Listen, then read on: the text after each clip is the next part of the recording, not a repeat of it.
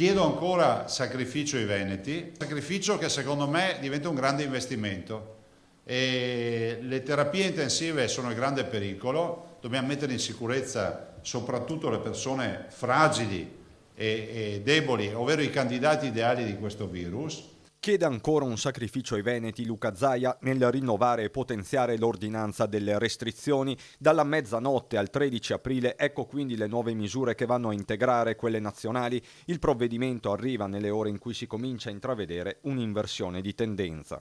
È il primo giorno che i dimessi superano i ricoverati, siamo 1031 dimessi. Trend che dà speranza ma che non autorizza a mollare la presa, anzi resta per questo la chiusura dei market la domenica, mentre c'è un chiarimento sui mercati alimentari all'aperto che possono tenersi solo con l'adozione di un apposito piano da parte del sindaco. Nel caso di mercati all'aperto devono essere perimetrati, quindi o transennati o nastro in maniera tale che ci sia la presenza di un unico varco di accesso e uno di uscita.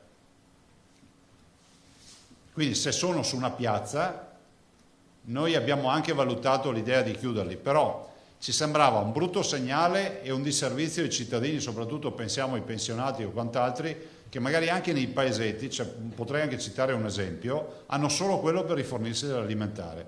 Per cui diciamo aperti, perimetrati. Non solo, venditori e compratori dovranno avere guanti e mascherine, questo varrà anche per i negozi al chiuso. Obbligo per tutti gli esercizi commerciali anche all'aperto, lo abbiamo detto prima, di ammettere e far circolare solo soggetti con mascherine e guanti. Al supermercato si va con mascherina e guanti o comunque verificando la copertura di naso e della bocca. Quanto alle mani, l'auspicio di Zaia è che gli stessi venditori mettano a disposizione guanti usa e getta. Perché i guanti? Perché non stiamo parlando di alimentare, in generale il toccare il pacchetto di pasta e poi riporlo perché hai deciso di non comprarlo, il toccare un'altra confezione o quant'altro può veicolare il virus.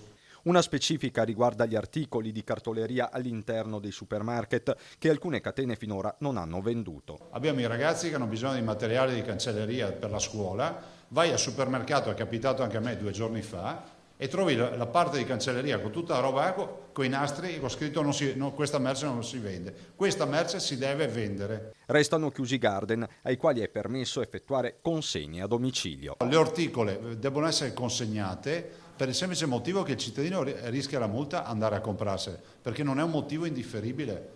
Guardate, abbiamo fatto una verifica giuridica, infatti forse è l'unica vera grande incoerenza è quella del garden aperto e del fatto che tu non puoi andare a fare l'acquisto perché comunque non è motivo indifferibile. La manutenzione delle aree verdi, pubbliche e private, è consentita per gli interventi più urgenti quando in ballo c'è l'incolumità personale e del patrimonio arboreo, anche delle aree turistiche. È il caso dei camping, che si preparano per quello che resterà della stagione turistica. Un chiarimento atteso riguarda i famigerati 200 metri che dovranno essere calcolati in linea d'aria. Abbiamo specificato anche un aspetto che è il raggio 200 metri, perché ho visto dei verbali che dicono sì, è vero che era 200 metri di casa, però doveva fare 400 metri di stradina per arrivare a casa.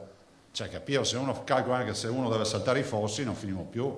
L'ordinanza è stata trasmessa a tutte le prefetture, mentre i proventi delle sanzioni confluiranno sull'IBAN della Regione per l'emergenza Covid-19.